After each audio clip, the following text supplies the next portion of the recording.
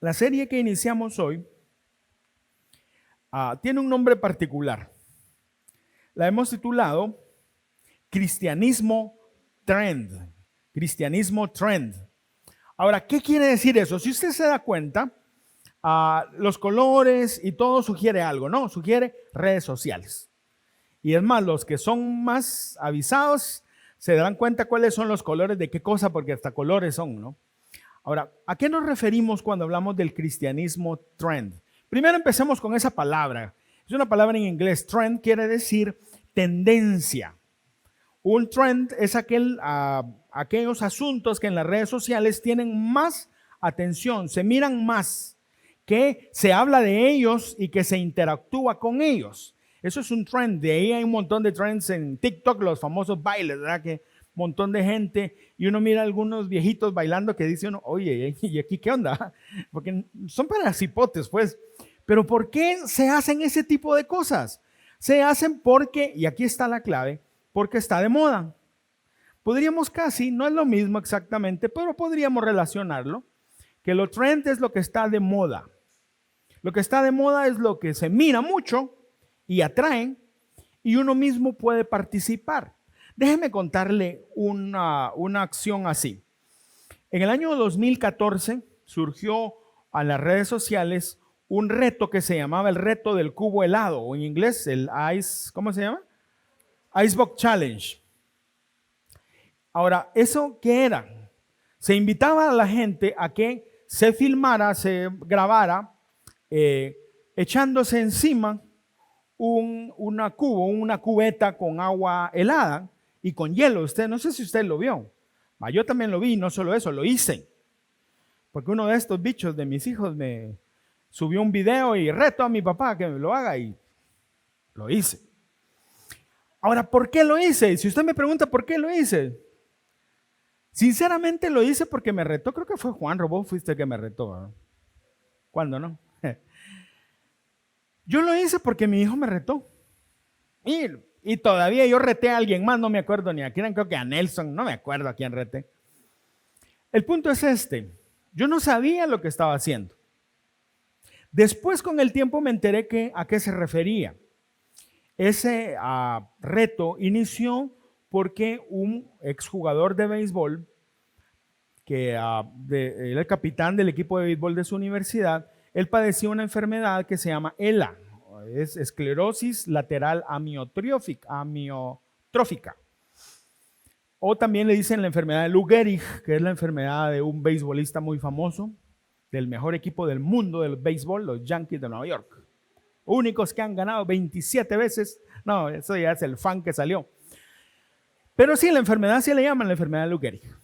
Ahora, él lo hizo la primera vez con un propósito, y era que la gente tuviera conciencia de que esa enfermedad existe.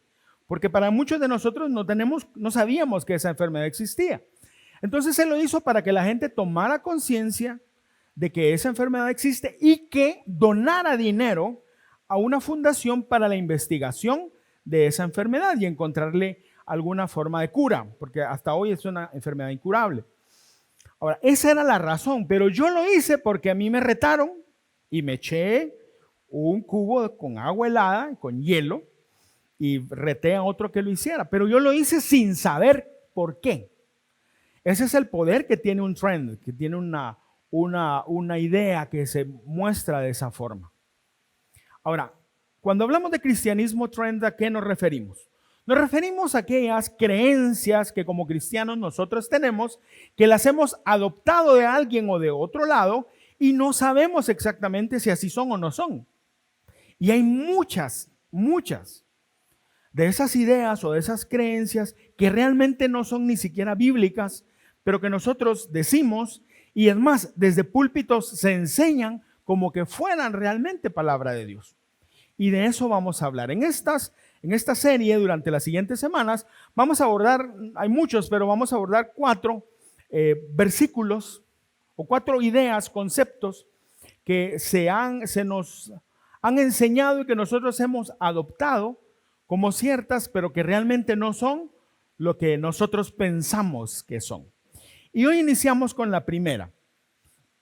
Y hay una frase que la resume y es esta: todas las cosas ayudan a bien. Todas las cosas ayudan a bien. ¿Han escuchado esa frase? ¿Cuántos han dicho esa frase?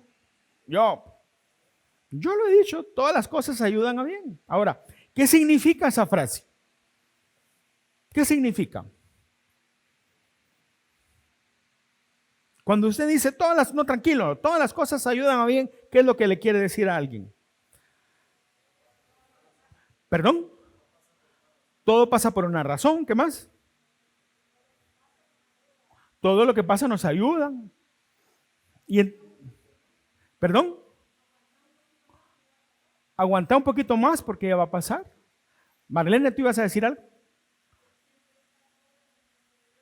Siempre está todo en el plan de Dios. Y sí, en todo hay un propósito, exacto. Ahora, todo eso que ustedes dicen es cierto, pero ¿será que como lo usamos es lo que la Biblia dice? Y esa es la pregunta que tenemos que hacernos. Ahora, ¿de dónde sale esa frase? Esa frase sale de Romanos 8:28, que aquí está escrita, y dice, en esta versión, Reina Valera 60, y sabemos que a los que aman a Dios, todas las cosas les ayudan a bien. Y a partir de ahí decimos un montón de cosas. Por ejemplo, no te preocupes, hermano. Te robaron el carro, pero Dios te va a dar uno mejor. ¿Usted ha oído eso? Te robaron eso, pero Dios te va a dar uno mejor. O alguien que pueda decir, no te preocupes, esa enfermedad es buena porque Dios va a hacer algo con ella. Una enfermedad buena.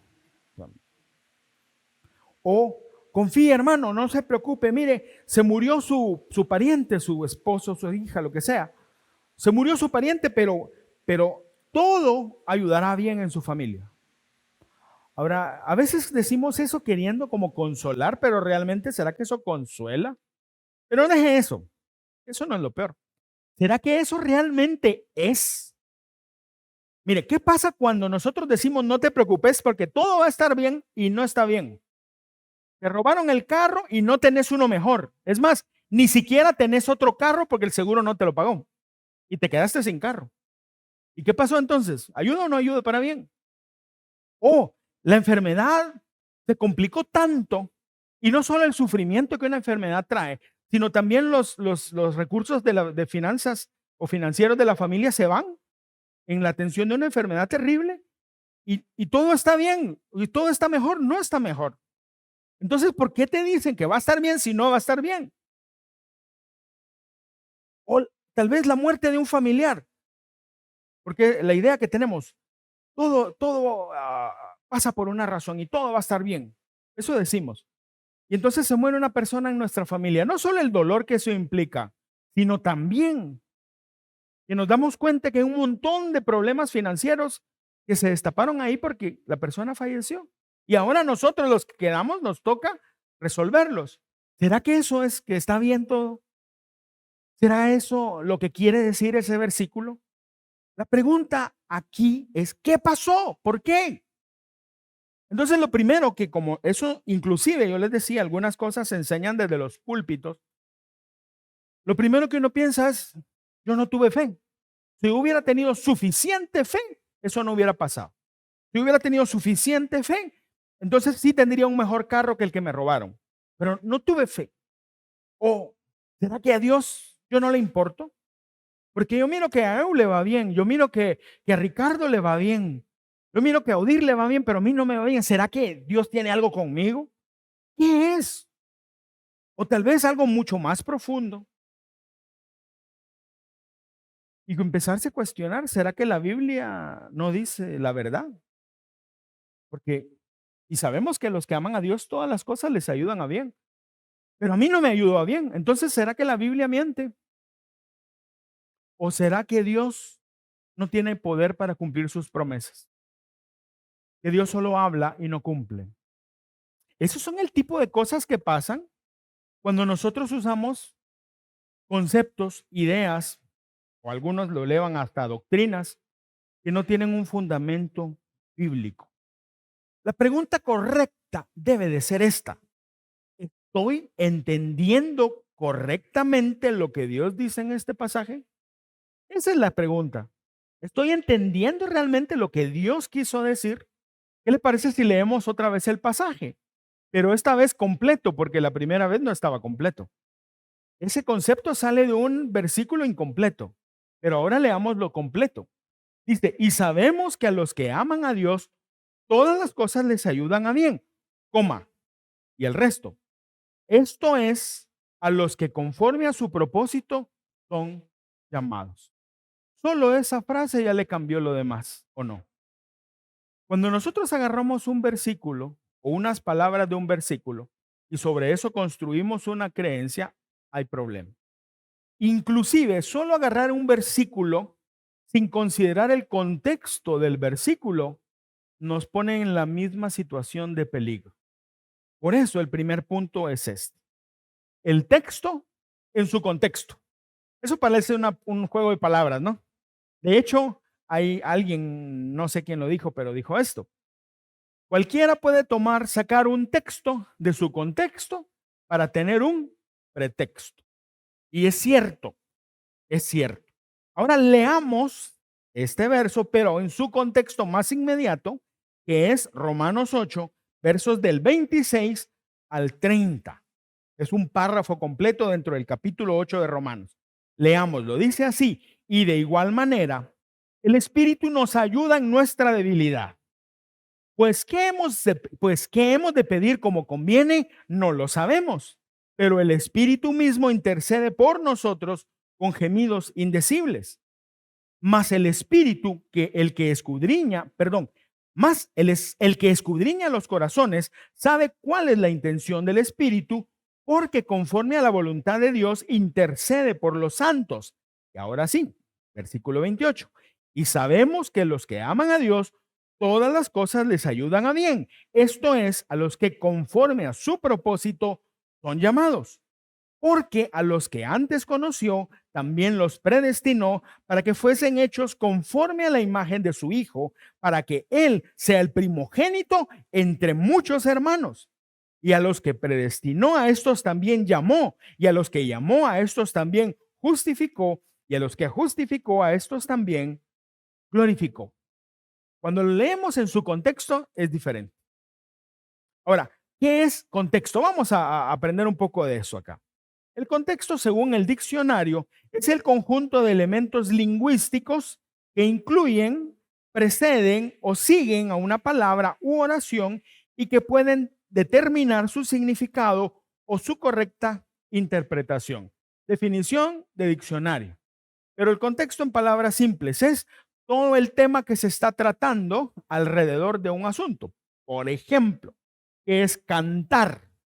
Cantar, pues ya lo vimos, aquí estaban las chicas cantando, nosotros estuvimos cantando. Pero el contexto puede hacer la diferencia. No es lo mismo decir el tenor cantó que decir el acusado cantó. ¿O es lo mismo? No es lo mismo. En un contexto es alguien, un tenor, un cantante que está cantando, pero en el otro está, el acusado está confesando. No es lo mismo, pero la palabra es igual. ¿Qué hace la diferencia? El contexto. Si solo sacamos cantó, pues cantar como nosotros lo entendemos, pero el contexto hace todo distinto. En el estudio de la Biblia, mis amigos, el contexto es vital. No podemos entender la Biblia si no estudiamos el contexto de la Escritura. Ahora, quiero rápidamente hablarles de esto. ¿Por qué es tan importante el contexto? Porque nos sirve para entender lo que el escritor quiso decir. Aquí no vale que yo pueda interpretarlo de una manera y Oscar de otra manera, Tilio de otra, y tenemos tres cosas diferentes. No. Lo importante es qué dijo, en este caso, Pablo, que escribió Romanos. ¿Por qué es importante? Para eso sirve el contexto. Y como vamos a hablar de contexto en esta serie, quiero rápidamente contarles, por lo menos en una manera muy sencilla, cuáles son los tres tipos de contexto importantes cuando estudiamos la Biblia. Primero, aquí está el contexto inmediato, que son los versículos que componen el capítulo que estamos estudiando. Si se da cuenta, solo la porción que leímos, ya leyéndola completa, cambia mucho las cosas. Eso es importante. Pero también está el contexto del libro, porque este capítulo 8 de Romanos no está escrito nada más suelto, sino es parte de un libro más grande y está a la mitad del libro, y lo que trata adentro de ese capítulo es importante para todo el libro. O sea, eso se entiende en el contexto de todo el libro. Pero no solo eso, está el contexto de toda la escritura, que es como lo que dice este capítulo 8 tiene que ver con todo lo que la escritura enseña. Por ejemplo, yo no podría decir aquella famosa historia de aquel que abre la Biblia, quiere que Dios le hable, abre la Biblia y lo primero que encuentra pone el dedo y ¡pah! Y Judas se ahorcó. No, no puede ser eso, ¿eh? Cierra, vuelve a abrir y otra vez y se topa cuando Jesús le dice a aquel hombre, ve tú y haz lo mismo. Es un chiste, pero no podemos tratar la Biblia así. Primero, porque la Biblia no manda a nadie que se mate. Ese es el contexto de la escritura. Aunque eso está escrito ahí, no quiere decir que nos tenemos que matar. Y tampoco el sistema para leer la Biblia y estudiarla, ese sistema no sirve. Eso es peligroso. A eso me refiero. Tenemos que entender si la escritura lo dice, la escritura completa, la Biblia lo dice, y si no, entonces está mal entendido. Ahora sí, vamos al capítulo 8 y estudiemos este verso. Como el contexto inmediato es importante, no vamos a leer todo el capítulo 8 por el asunto del tiempo, pero le voy a resumir los grandes temas del capítulo 8. Primero, de los versículos 1 al 8, dice que el creyente ha sido librado de la condenación y debe vivir en el espíritu, no en la carne. Y ahí Romanos 8:1 también es famoso, porque ninguna condenación hay para los que están en Cristo Jesús. ¿A qué se está refiriendo? A la salvación. Ok, el verso 9 al 17 es otra porción. Dice, el Espíritu Santo vive en el creyente y le da testimonio de que es hijo de Dios. Ha sido salvo y el testimonio de que es salvo es el Espíritu Santo. De eso está hablando. Tercera división, del versículo 18 al 30, donde está el verso que vamos a ver. Y ella está hablando de la gloria futura, la gloria venidera. ¿Y qué está hablando ahí? Que la humanidad y la creación esperan la liberación ¿de qué? De los efectos del pecado. Está hablando de la salvación, el Espíritu Santo da confirmación y que esa confirmación nos ayuda a esperar el momento de la liberación. De eso está hablando capítulo 8 de Romanos. Y finalmente del verso 31 al 39 habla del amor de Dios en Cristo, donde dice, nada ni nadie podrá separarnos del amor de Dios en Cristo Jesús. Y hace una lista. Cuando lo juntamos todo, nos damos cuenta que está hablando de la salvación y de la liberación que vamos a tener. De eso está hablando. Ahí en ese marco, entonces sí, vamos al versículo. Y desglosémoslo, dice. Y sabemos. Primero dice, y sabemos. Nosotros usamos y cuando estamos en una conversación y agregamos algo a la conversación. ¿Qué quiere decir entonces?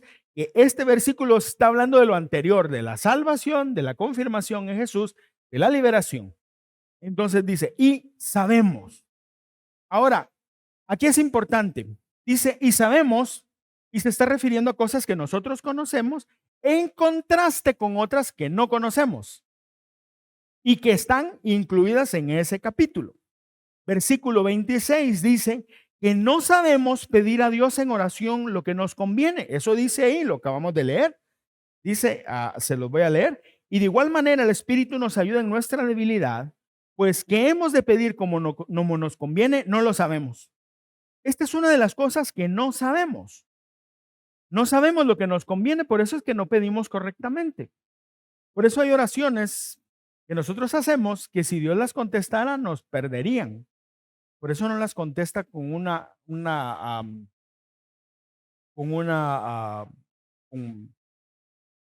positivamente es la palabra, sino dice no, porque nosotros no sabemos. Y eso está claro aquí. También otra cosa que no sabemos, el Espíritu Santo, como no sabemos lo que nos conviene, entonces el Espíritu Santo obra de una manera como intercesor entre Dios y nosotros, y dice que gime con gemidos indescriptibles o indecibles. O sea, es totalmente misterioso. Eso no lo sabemos. Esas cosas no las entendemos, no las sabemos. Pero Pablo no dice, bueno, eso hace así y se acabó, sino sigue diciendo, y sabemos. Entonces hay un contraste en lo que no sabemos y lo que sí sabemos. ¿Qué es lo que sí sabemos? Lo que está revelado. Y eso es importante entender. Sí sabemos. ¿Qué sabemos entonces? Es la otra pregunta. Y es la otra frase. Que los que aman a Dios, a los que aman a Dios. Entonces aquí surge otra pregunta. ¿Quiénes son los que aman a Dios? ¿Quiénes son los que aman a Dios? Vamos otra vez al contexto. ¿Qué nos dice el contexto? Romanos 8. Romanos 8 nos dice que son los hijos de Dios, que los que aman a Dios son los hijos de Dios. Aquellos a quienes el Espíritu Santo da testimonio de que son sus hijos. O sea, es una referencia a los cristianos. Leamos esa porción, versos 12 a 16, Romanos 8. Así que, hermanos, deudores somos, no a la carne, para que vivamos conforme a la carne. Porque si vivís conforme a la carne, moriréis. Mas si por el Espíritu hacéis morir las obras de la carne, viviréis. Verso 14. Porque todos los que son guiados por el Espíritu de Dios, estos son los hijos de Dios. Pues no habéis recibido el espíritu de esclavitud para estar otra vez en temor, sino que habéis recibido el espíritu de adopción por el cual clamamos, Abba, Padre.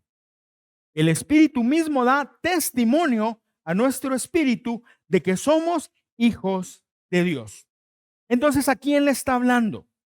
Y sabemos esto. Hay cosas que no sabemos, pero esto sí sabemos, que los que aman a Dios.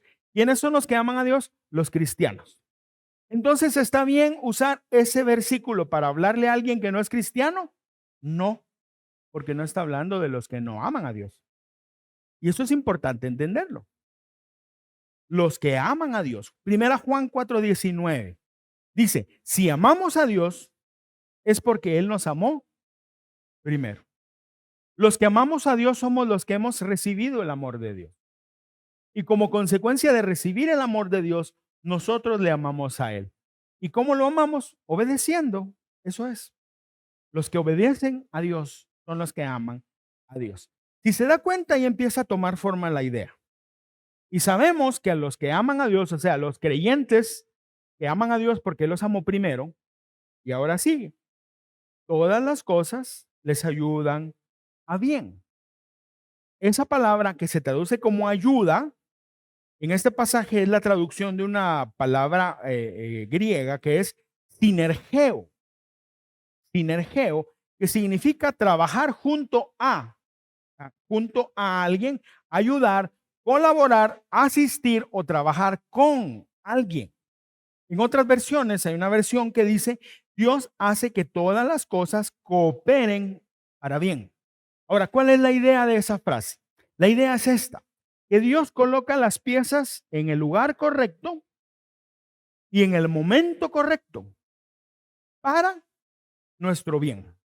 A eso se refiere. Personas, situaciones, oportunidades, en el momento justo. No es casualidad que tú te encuentres con alguien con el que querías hablar y no habías podido hablar. Es Dios poniendo las piezas en su lugar. Momento correcto, lugar correcto. ¿Para qué lo hace Dios? Para nuestro bien. Y aquí es importante entender a qué se refiere. Bien, ¿a qué bien se refiere? Cuando pensamos el bien, ¿a qué bien se refiere?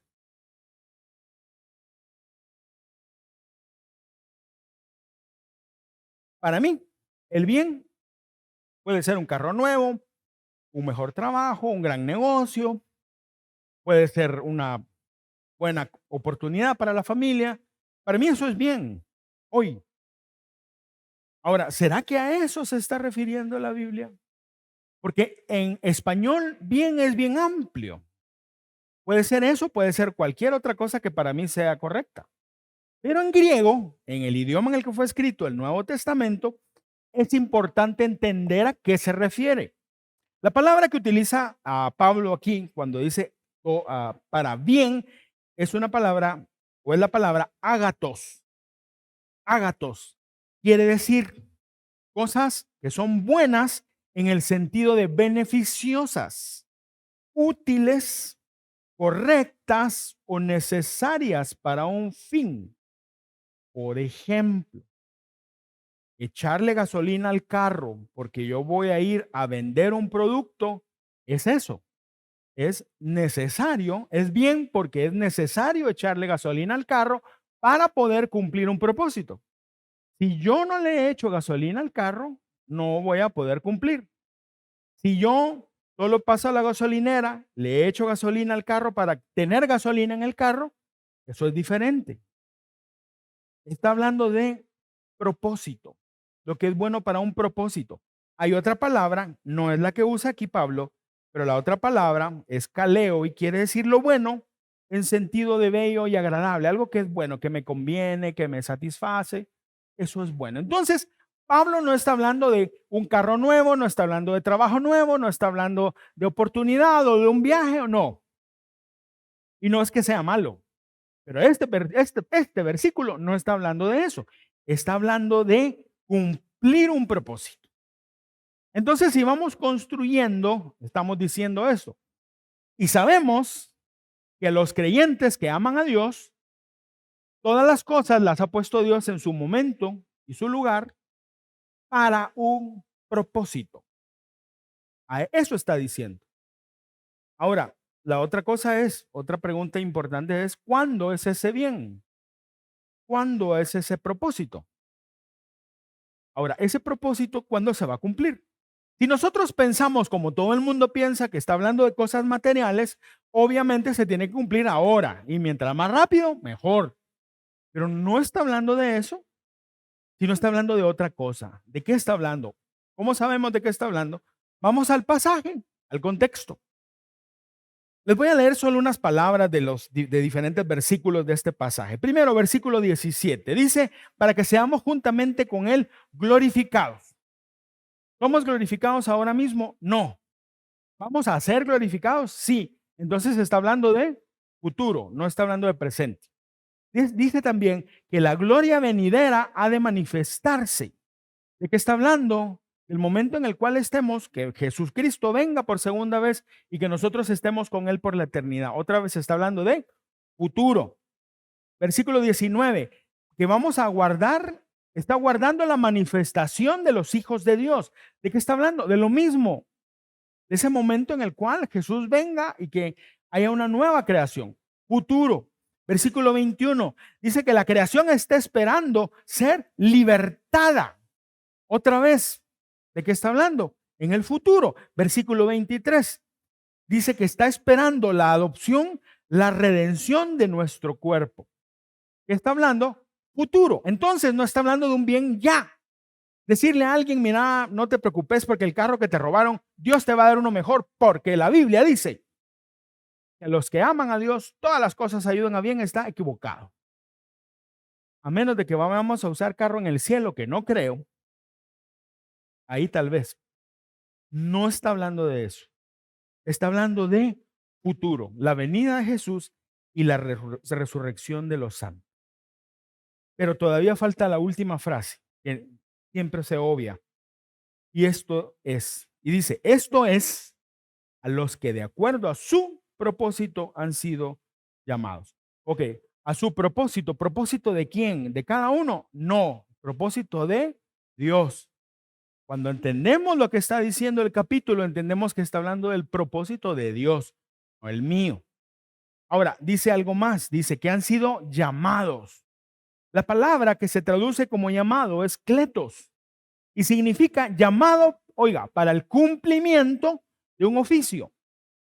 Por eso Dios llamó a Israel, y dice la Biblia que Dios llamó a Israel. ¿Para qué? Para que cumpliera un oficio, para que fueran reyes y sacerdotes para Él, para eso fue. Para eso Dios nos ha llamado a nosotros y a eso se refiere. Ahora dice, de acuerdo a su propósito. Propósito, la palabra que se traduce como propósito quiere decir eso y quiere decir plan, designio o determinación.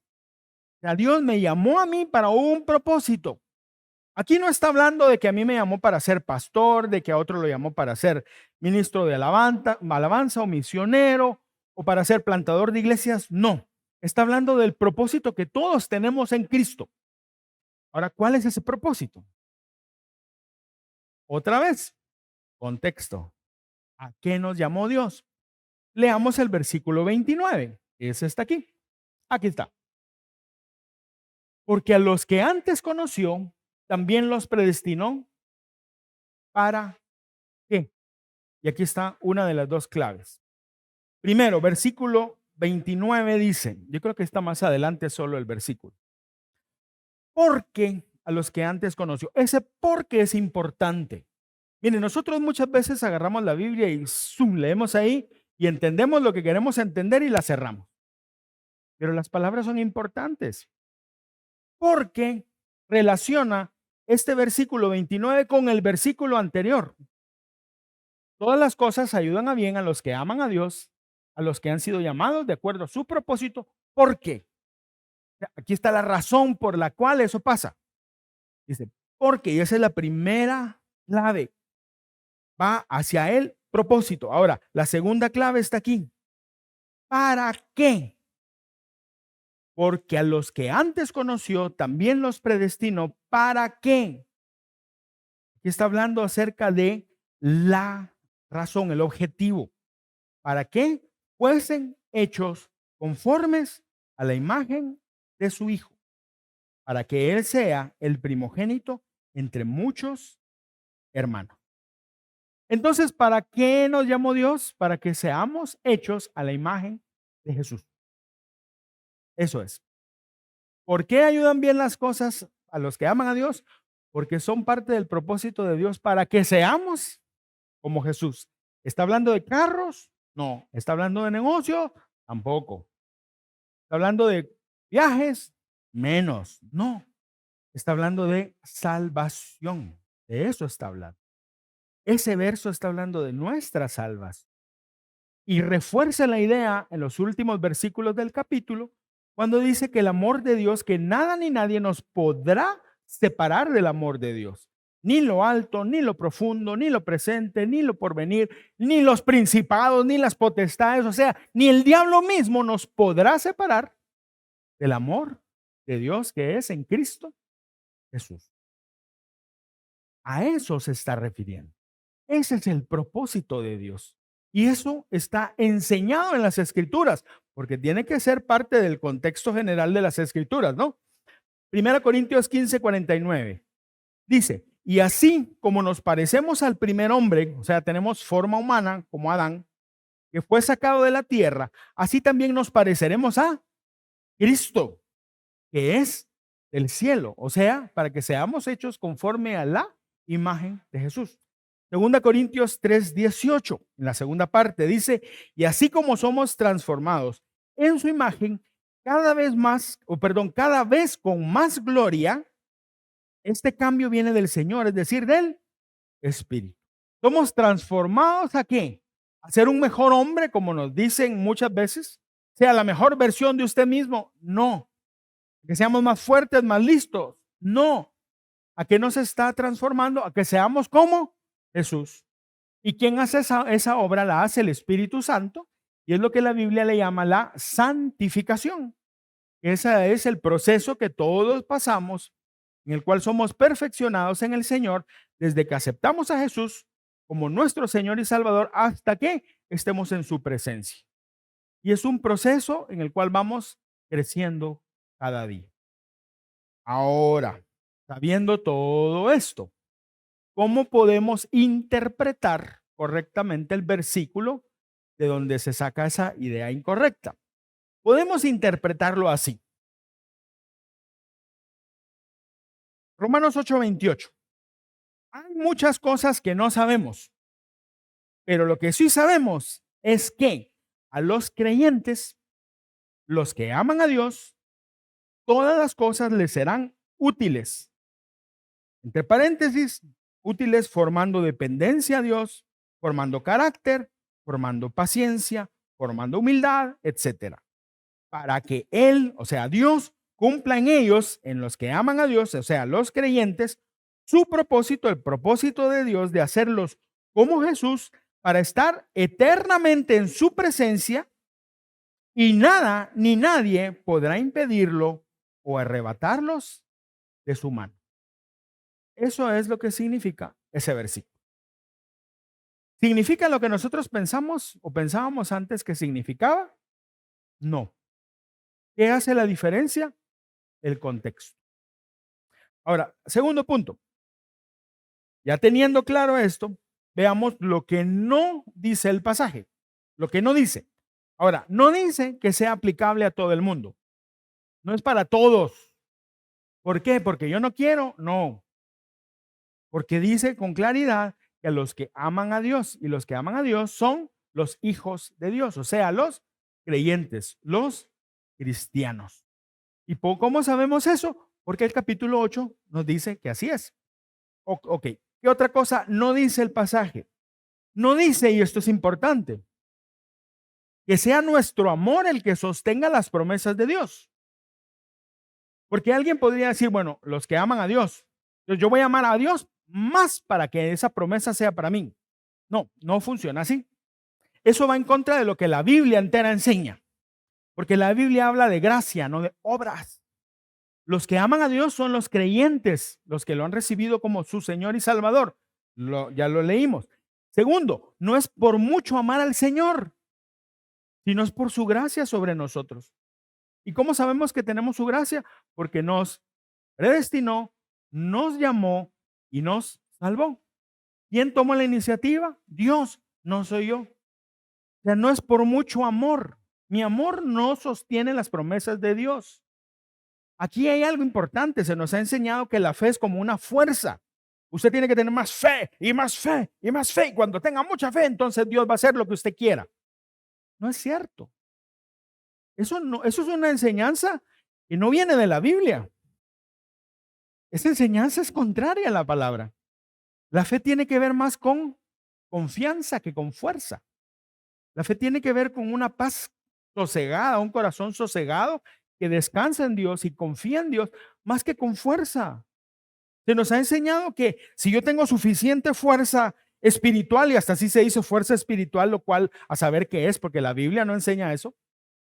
Pero si yo tengo fuerza espiritual y yo le digo a Tilio, ora conmigo y vos tenés fuerza espiritual, Oscar, ora conmigo también, Francisco, ore conmigo, Nelson, ora conmigo. Entonces, nuestra fuerza espiritual o nuestra fe es tan fuerte que cuando oramos, Dios dice, no puedo, hagan lo que quieran. Ridículo. Pero eso es lo que se enseña. Eso es lo que se nos enseña. Y eso no dice la Biblia, eso es antibíblico completamente. Ahora, ¿por qué lo digo? Porque no es nuestra fe o nuestra fe amando a Dios la que hace que las promesas de Dios se cumplan. Las promesas de Dios se cumplen porque Él habló y Él dijo. Y lo que Él dice lo cumple. Entonces, ¿para qué sirve la fe? No sirve para arrebatar promesas o para arrebatar bendiciones, porque perdónenme, pero eso es otra enseñanza antibíblica totalmente. Nosotros no le podemos quitar a Dios nada de las manos, mucho menos al diablo, si el diablo no tiene nada nuestro. Nosotros no podemos hacer eso. La fe no sirve para arrebatar nada, no arrebata nada. La fe sirve para que nuestro corazón esté en paz mientras Dios obra, para que la voluntad de Dios se afirme en nuestro corazón y que entonces lo que Dios desea en el cielo se cumpla en la tierra. Para eso sirve la fe, diferente. Un día vamos a hablar solo de la fe, pero todo esto tiene que ver con que no dicen que es mi amor el que hace que las promesas se cumplan. Tercera cosa, que no dice el pasaje, no dice que todo es bueno. ¿Por qué no dice, miren, el cáncer es bueno porque está en el propósito de Dios? No dice eso. ¿El cáncer es malo? Sí. ¿Es una enfermedad? Sí. ¿Causa mucho dolor y muerte? Sí. No puede ser buena. ¿Dios la permite? Sí, eso sí es cierto. ¿Por qué la permite? Porque a los que aman a Dios, todas las cosas ayudan a bien. ¿Qué quiere decir? ¿Quiere decir que Dios me va a sanar? No, no dice eso. Ese pasaje no dice eso. Ese pasaje dice que pase lo que pase, Dios va a cumplir su propósito en mí. No es lo mismo. Ahora, ¿Dios sana? Sí, Dios sana. Claro que sana. Pero ese versículo no está hablando de eso. Ahora, no dice que todo es bueno, sino hay que preguntarle a Job. ¿Qué bueno tuvo para Job que se hayan muerto sus hijos? Ah, no, pero es que después Dios le dio doble de hijos. ¿Qué bueno tuvo para Job que le hayan robado todas sus riquezas que eran ganado? No, pero Dios le duplicó, o le dio 7 veces más. No es lo mismo. O sea, puede ser que Dios no te dé el carro que te robaron y que te quedes sin carro a saber cuánto tiempo. Lo bueno no está en que te lo hayan robado. Ay, bendito ladrón que se llevó mi carro. No, no es eso. Lo que este versículo dice es que aunque eso haya pasado, Dios va a cumplir su propósito en mí. Porque la dependencia que yo necesito tener en Dios es la que va a formar en mí lo que se necesita para que su propósito se cumpla. No todo es bueno. De hecho, a los cristianos sí les pasan cosas malas y muy malas, pero nuestra esperanza, ahí sí, nuestra esperanza está que aún lo peor que pueda venir, Dios lo usa para formarnos a nosotros. Para nuestra bendición, sí, pero depende a lo que le llamemos bendición, porque eso es otra historia. A veces le llamamos bendición a tener dinero en la billetera o en el banco, pero usted puede no tener dinero ni en la billetera ni en el banco y ser bendecido. Es otra cosa.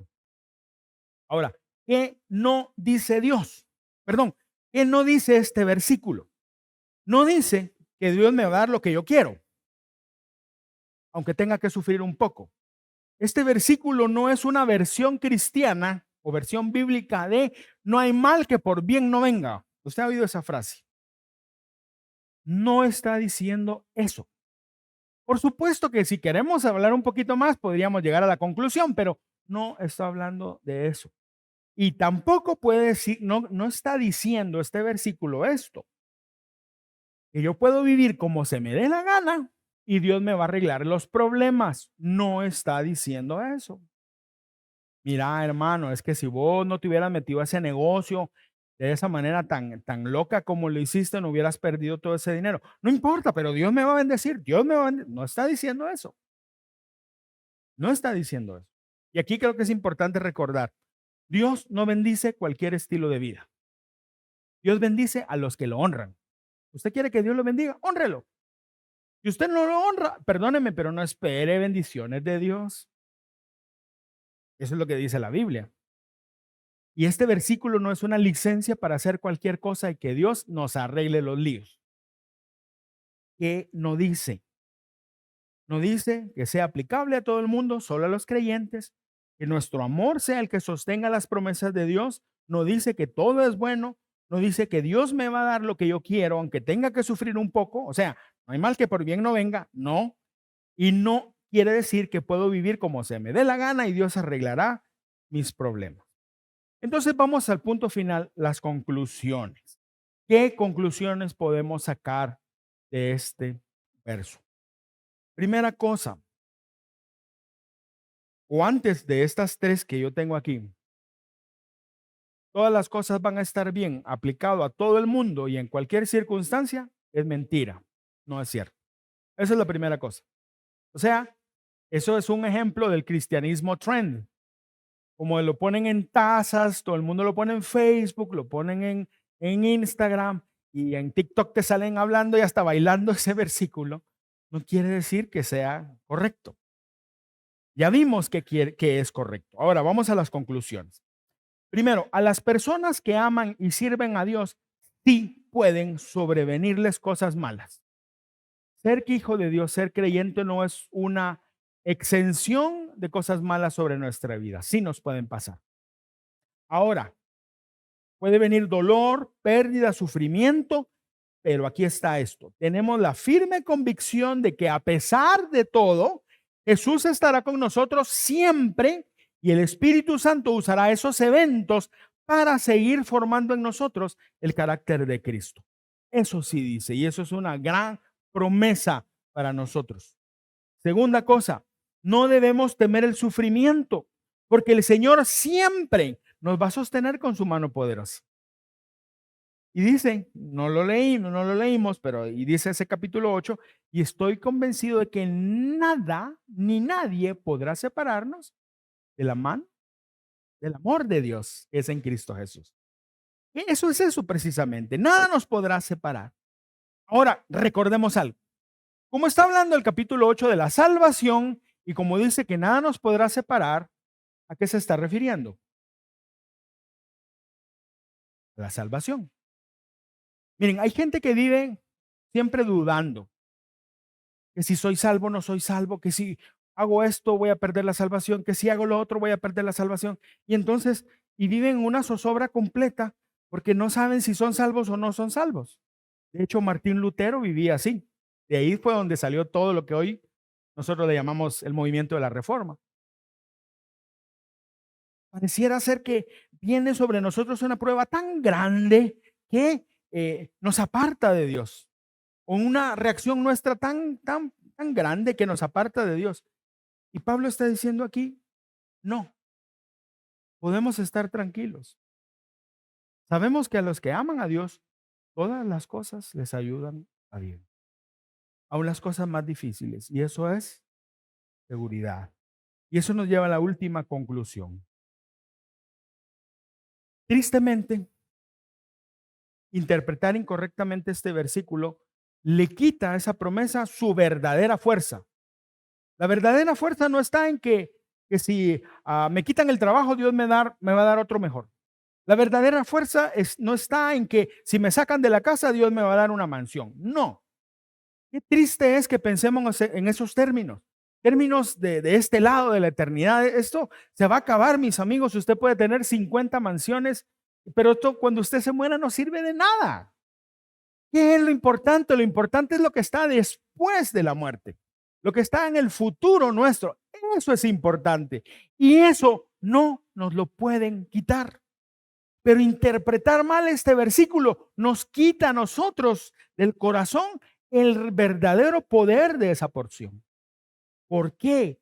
Porque Dios nos sostiene siempre. Y ojo, nada de lo que pasa en nuestra vida, sea bueno o malo, impedirá que cumpla su propósito de hacernos como Jesús para que estemos con Él por la eternidad. Ese es el poder de esa palabra.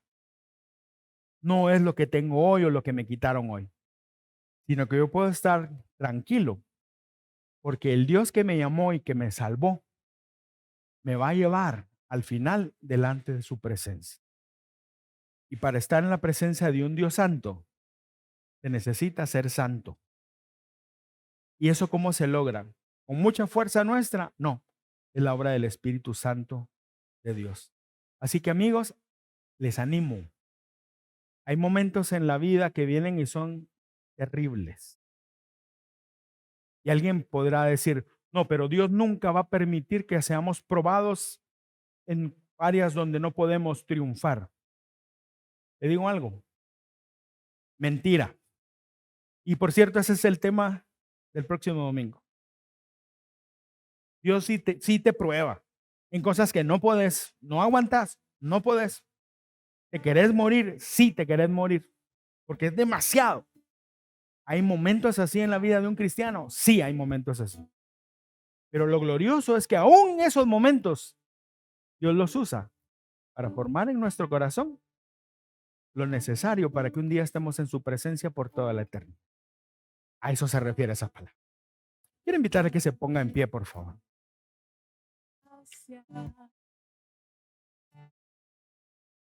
Me llena tu amor, tu gloria me abraza, no hay nada mejor, tu justicia es más alta que el cielo y tu amor más profundo que el mar. Con tu vida pagaste el precio, llenas mi alma de paz.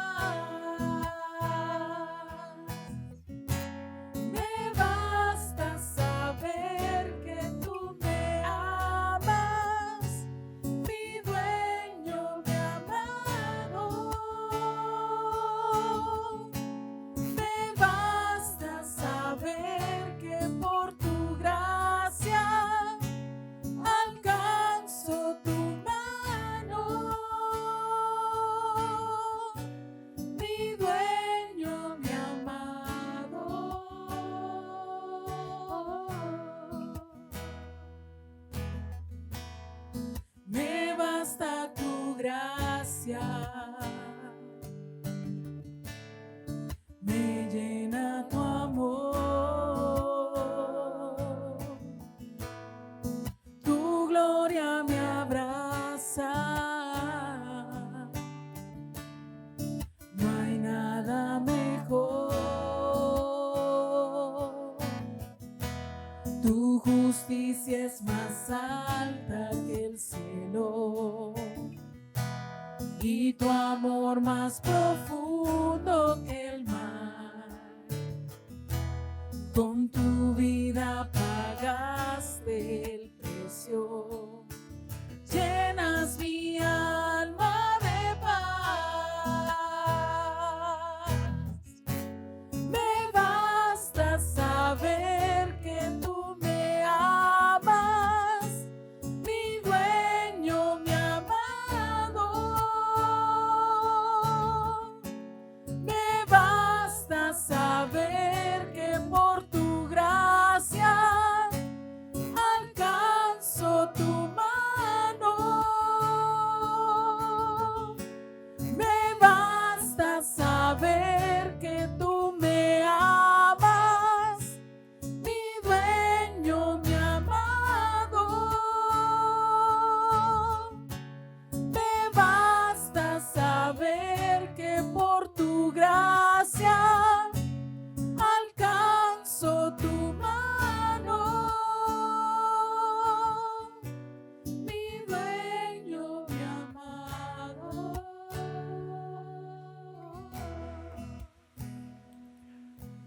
¿A los cristianos nos pasan cosas malas? Sí. ¿Muy malas? Sí. ¿Terribles? Sí. Pero esta palabra, este versículo nos da una esperanza. Que aun cuando nosotros mismos provoquemos cosas y aun cuando nosotros mismos nos metamos a pozos que parecen no tener fondo y no parecen tener salida, aún ahí Dios nos alcanza y Dios usará eso que nos pase, por duro y difícil que sea, para formar en nosotros el carácter necesario para ser como Jesús. Tal vez es dependencia, paciencia, tal vez es entender más el amor y la gracia de Dios. Y no se trata de ser fuerte, se trata de confiar y descansar en el Señor. Quiero invitarle a que cierre sus ojos. Señor, yo en el nombre de Jesús quiero pedirte que tú nos hables, Dios, y que tú afirmes en nuestro corazón esta palabra, que a los que aman a Dios, todas las cosas ayudan a bien. Hay muchas cosas que no sabemos, pero esto sí lo sabemos. Que nosotros hemos sido llamados para un propósito, para servirte a ti, para ser instrumento en tus manos. Y nos amaste de tal manera que diste a tu Hijo Jesús, para que nosotros pudiéramos tener vida eterna contigo. Y entonces, por eso, tú usas cada cosa en nuestra vida, las cosas buenas, los esfuerzos buenos que hacemos, pero también las cosas malas que nos llegan y las cosas malas en las que nosotros mismos nos metemos. Señor, ayúdanos a entender esto, porque esta es una gran verdad. Nada ni nadie nos podrá separar de tu amor, nunca. Ni lo alto, ni lo profundo, ni el futuro, ni siquiera el diablo mismo y el infierno entero nos va a separar de tu amor. Y aunque lo intente y muchas veces tú permitas en tu sabiduría y tu soberanía que eso llegue a nuestra vida, pero tú lo usarás para bendecirnos. Y creo que todos tenemos testimonio de eso. Todos tenemos testimonio de eso, cómo tú nos has formado en las vicisitudes, en el fuego, en la prueba. Y aquí estamos y seguimos adelante. Señor, ayúdanos a entender esa palabra y que sea para nosotros una palabra de esperanza, de que si tú nos salvaste, tú nos vas a sostener hasta el final. No será fácil. Nosotros tenemos que obrar también, tenemos que hacer nuestra parte, Pero todo depende de ti.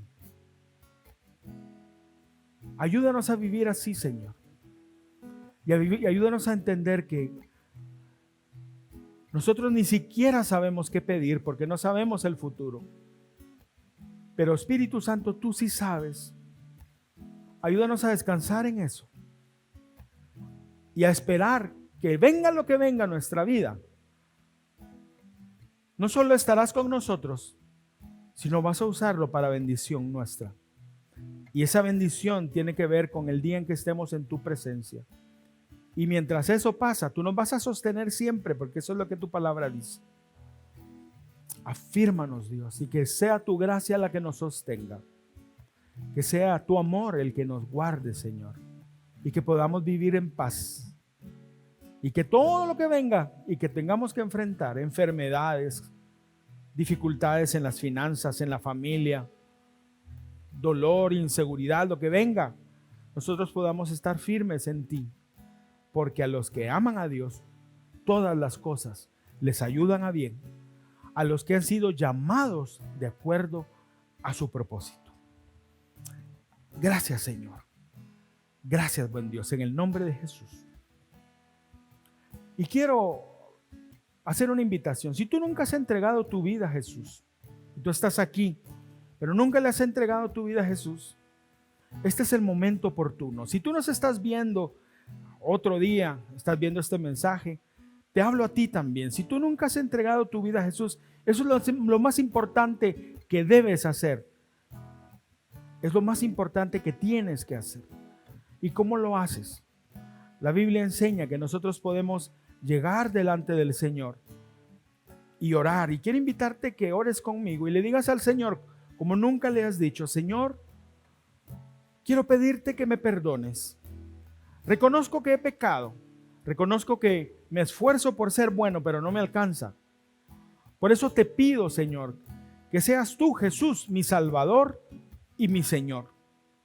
Que me hagas hijo de Dios y que dirijas mi camino. Que perdones mis pecados y que me des vida eterna. Te lo pido en el nombre de Jesús. Amén y amén. Antes de irnos, quiero orar por las ofrendas y quiero recordarles los vástagos de las ofrendas están acá en el lugar. Usted puede depositar su ofrenda o también están aquí los números de cuenta. Si prefiere hacerlo electrónicamente, no hay problema, también se puede hacer. Así que quiero animarle a que pueda usted honrar al Señor con sus finanzas. Así que oremos y quedamos despedidos. Señor, gracias por este tiempo, gracias porque nos has hablado, porque tu palabra nos enseña, Señor, quién eres, quiénes somos nosotros, pero también lo que tú haces por nosotros. Señor, salimos de aquí confiados, tranquilos, seguros, Señor, de que tú estás con nosotros y vas a obrar en nuestra vida. Y también queremos ahora honrarte con nuestros diezmos y ofrendas. Señor, los traemos porque te amamos. No es por necesidad ni por obligación. Lo hacemos porque te amamos y queremos honrarte, Dios. Te pido que bendigas y honres, como dice tu palabra, a mis hermanos, y que les prosperes en aquellos que ellos emprenden, Dios, para que ellos puedan tener no solamente una semilla para ofrendarte a ti, sino una semilla para poder tener el pan necesario para sus vidas y para bendecir a otros. En el nombre de Jesús te lo pedimos, Señor. Amén y amén. Que Dios les bendiga, queridos hermanos. Nos vemos entonces próximo domingo y prepárese porque vamos a estar estudiando esos versos que no dicen lo que nosotros pensamos que dicen. Dios les bendiga. Nos vemos a la próxima.